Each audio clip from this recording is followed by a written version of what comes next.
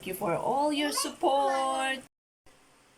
Hello guys! For today's video ay magluluto ang daddy ng napakasarap na ulam. Maghihimay ang daddy ng pusit. Siyempre hindi mawawala ang ating gulay na pechay. Tara guys, panoorin natin ang daddy na magluto ng pananghalian.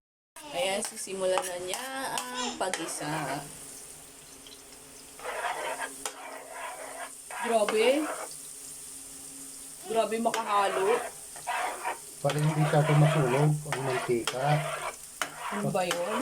Pag hindi mo hinalo-halo, hinayaan mo na lang kanya, masusunog yan. Sunog ba? Okay, sunod ang kamatis. Oh, kakaiba mag-gisa ang daddy. Sinunod ang kamatis. Kailangan talaga ganyan kadami yung ano. Kamatis. Oo. Ito yung nagpapalasa. Bibigay ng lasa. Wow. May ganon. Lalo na pag nagluto ka ng spaghetti, di ba, tomato sauce, yun ang nagpapalasa.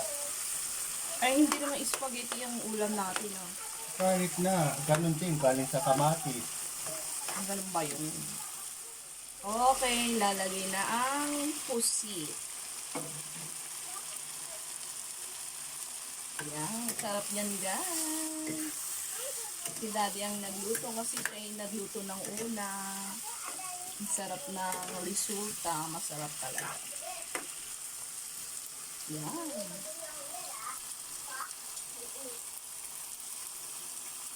Oops, lalagyan ng tubig. Isang basong tubig. Siyempre, halu-haluin. Wow!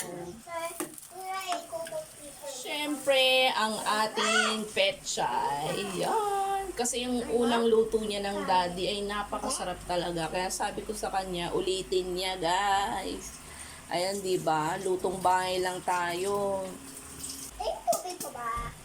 Mga simpleng ulam pero napakasarap. Yeah.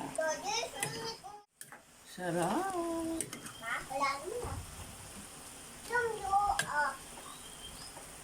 At ayan guys, luto na siya.